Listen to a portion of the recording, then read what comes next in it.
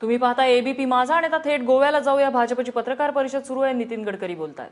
Common programme के आधार पर गोवा के विकास के लिए और एक स्टेबल गवर्नमेंट, स्थिर सरकार और गोवा के विकास करने वाली सरकार हो, इसलिए प्रयास किया गया। मैं कल रात को गोवा में आया, रात भर अनेक लोगों से बातचीत हुई, आज दिन भर भी बातचीत हुई। बातचीत होने के बाद यहाँ की जो प्रमुख दो पार्टियां थी, इसमें एमजीपी और गोवा फॉरवर्ड, इन्होंने मुझसे बातचीत समय ये कहा कि अगर मनोहर पर्रिकर अगर मुख्यमंत्री करके आते हैं तो उनके नेतृत्व में हम समर्थन करेंगे।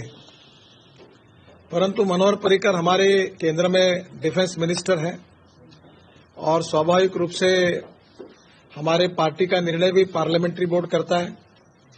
तो सुबह उन्होंने ये बात कहने के बाद मैंने हमारे अध्यक्ष अमित शाह जी से बातचीत की, प्रधानमंत्री से भी बातचीत की और उसके बाद में मैंने उनको कहा कि यहाँ के एमएलएस की इच्छा है कि गोवा में अगर स्थिर सरकार चाहिए और डेवलपमेंट चाहिए तो यहाँ के आम लोगों की और विशेष रूप से जो पार्टियां हमको समर्थन करने के लिए तैयार हैं, उनके आग्रह है, कंडीशन है कि मनोहर पर्रिकर मुख्यमंत्री बने।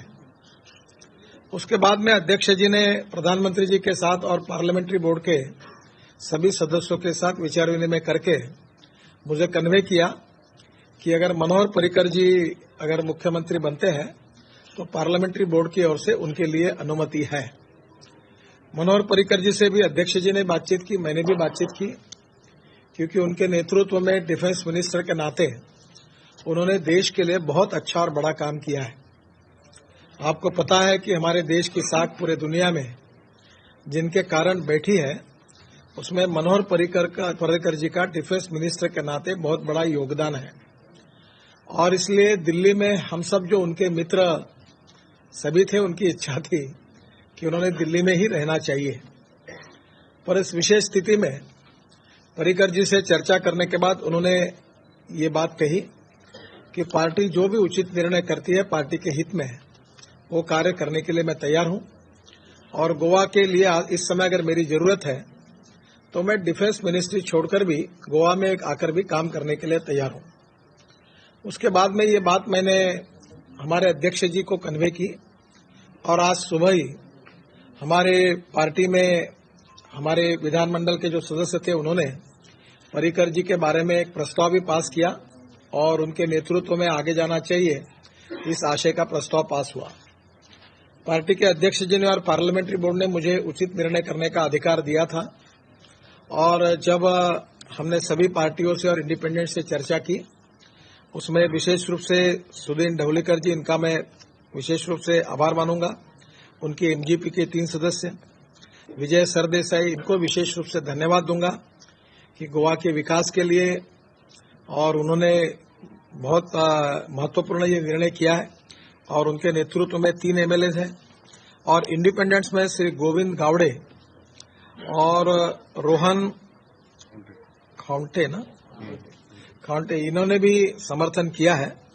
तो ऐसे 21 एमएलए ने जब समर्थन करने के बारे में मुझे विश्वास दिलाया, पत्र दिए, तब हमने ये निर्णय किया कि जो मुझे पार्लियामेंट्री बोर्ड के तरफ से माननीय अध्यक्ष जी ने कहा था, मैंने कहा कि मैं इसमें जो अधिकार दिया उससे आप अभी आगे जाइए और ये पत्र लेकर मनोहर पर्रिकर जी, उनके साथ हमारे सभी एमएलए, बीजेपी के, एमजीपी के एमएलए, गोवा फॉरवर्ड के एमएलए, सुदीन ढवलीकर, विजय सरदेसाई, सब मिलकर गवर्नर से मिले और वहां 21 सदस्यों के साइन का और उसके साथ साथ उनके समर्थन के पत्र हमने माननीय गवर्नर महोदया को दिए हैं। मनोहर पर्रिकर जी अभी संरक्षण मंत्री है।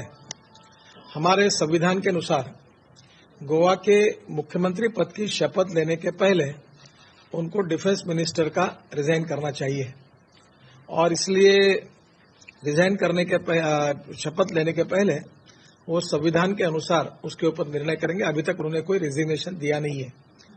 इसके बाद हम लोग गवर्नर साहब जो है उनके तरफ से उनको इन्विटेशन मिलने के बाद वो कब शपथ लेंगे ये बात तय करेंगे और उसके बाद में वो रिजाइन करेंगे। जहां तक गोवा में बहुत जागरूक मतदार है। इस बार फ्रैक्चर मैंडेट मिला, किसी एक पार्टी को बहुमत नहीं मिला और मनोहर पर्रिकर जी के नेतृत्व में पिछले बार बहुत अच्छी सफलता मिली और उन्हें गोवा के विकास के लिए बहुत अच्छा काम किया और इसीलिए हमारी एमजीपी और गोवा फॉरवर्ड और भारतीय जनता पार्टी मिलकर तीनों पार्टी के प्रमुख नेता बैठकर एक साझा विकास कार्यक्रम जो है वो भी हम निश्चित करेंगे और निश्चित रूप से गोवा एक प्रगतिशील, समृद्ध और संपन्न अच्छा राज्य बनाने के लिए मनोहर पर्रिकर जी के नेतृत्व में सबके सहयोग से एक स्थिर सरकार हम गोवा को देंगे। अभी इस स्थिति की जानकारी मैंने हमारे पार्टी के अध्यक्ष अमित शाह जी को और प्रधानमंत्री नरेंद्र मोदी जी को भी दी। उन्होंने भी मनोहर पर्रिकर जी का और समर्थन करने वाले सभी पार्टियों का अभिनंदन किया है, उनको धन्यवाद दिए हैं और मुझे विश्वास है कि इन सब बातों में जो एमएलएज हैं इंडिपेंडेंट और एमजीपी और गोवा फॉरवर्ड के हमने सबने बैठकर आपस में चर्चा सुलह करके अलग अलग विषयों पर काफी बातें हुई। कल दोपहर रात को 1 बजे से लेकर हम करीब 5 साढ़े 5 बजे तक जागते रहे, फिर सुबह भी हम लोग लगातार 8:30 से बैठे रहे और दिन भर हमने छोटी छोटी बातों पर चर्चा की क्योंकि हम सब बातों को क्लियर करना चाहते थे कि लॉन्ग टर्म पर हम 5 साल के लिए एक स्थिर सरकार दें और हम सब लोग मिलकर एक टीम के रूप में काम करें और इसलिए एक सशक्त टीम 21 सदस्यों की 21 विधायकों की जिसमें मनोहर पर्रिकर जी का यशस्वी नेतृत्व मिला है और हमें उम्मीद है कि और भी कुछ सदस्य समर्थन करने के बारे में उन्होंने भी हमको कहा है। केवल उनका पत्र मिला नहीं है, अगर वो भी करेंगे तो उनका भी हम स्वागत करेंगे और मेरा विश्वास है कि आज मैं मनोहर पर्रिकर जी को हमारे आज उनको जो समर्थन मिला इस बात को लेकर मैं भारतीय जनता पार्टी की ओर से, भारत सरकार की ओर से और मेरे ओर से भी मैं उनको बहुत बहुत धन्यवाद देता हूं, उनका अभिनंदन करता हूं और विशेष रूप से मैं हमारे मित्र माननीय सुरेंद्र धवलीकर जी एमजीपी के, उन्होंने भी बहुत समझदारी की भूमिका रखी। हम चुनाव में अलग अलग लड़े, चुनाव में होता ही है, पर फिर भी उन्होंने भी बहुत मैच्योर्ड रोल अदा किया और उन्होंने भी सहयोग दिया। मैं विशेष रूप से विजय सरदेसाई जी हैं, उनको भी बहुत बहुत धन्यवाद दूंगा। उन्होंने भी बहुत सोचकर गोवा के हित में, काफी कठिनाइयां अड़चनी थी, पर उन्होंने कहा कि मैं गोवा के विकास के लिए और गोवा की जनता के हितों के लिए मैं कटिबद्ध हूं और एक स्टेबल सरकार गोवा को मिले, इसलिए मेरे कुछ रिजर्वेशन भी होने के बावजूद भी मैं इस सरकार में आऊंगा और सरकार को मदद करूंगा।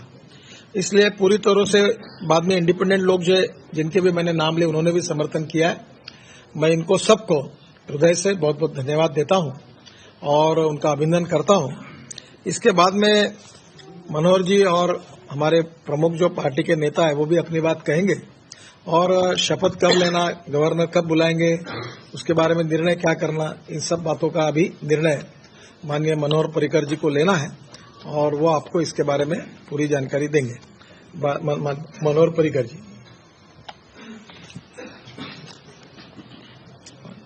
पहले आप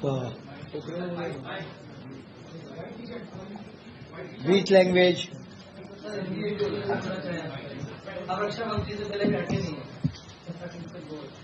I thank you all for support and wish you a very happy Holi and Ranga Panchami tomorrow. On this auspicious occasion, I like to thank Sri Nitinji Gadkari for coming down to Goa at a very short notice as a party observer, and he had also assisted us during the election, and within solving the full matter within probably exact time of about 16 hours. That itself is a record because it includes the night time and the minimum sleep is required.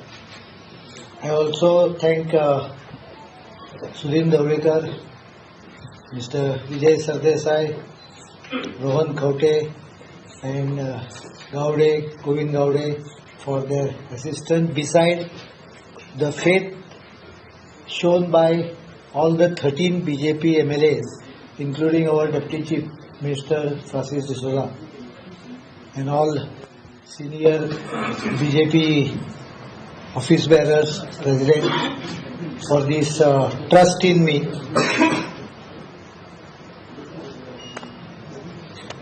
It's an occasion that I come back after almost 2.5 years.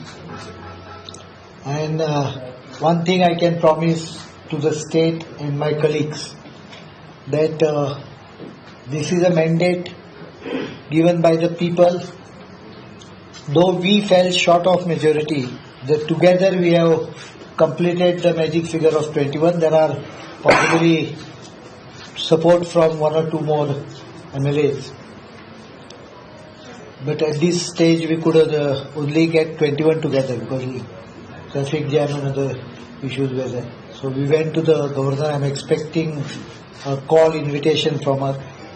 So once the invitation is received, we will consult our colleagues and decide the date for swearing in. There is not much time because budget exercise has to be begun immediately, and so it's a occasion when I think after you hear them, you can fire some questions. Thank you.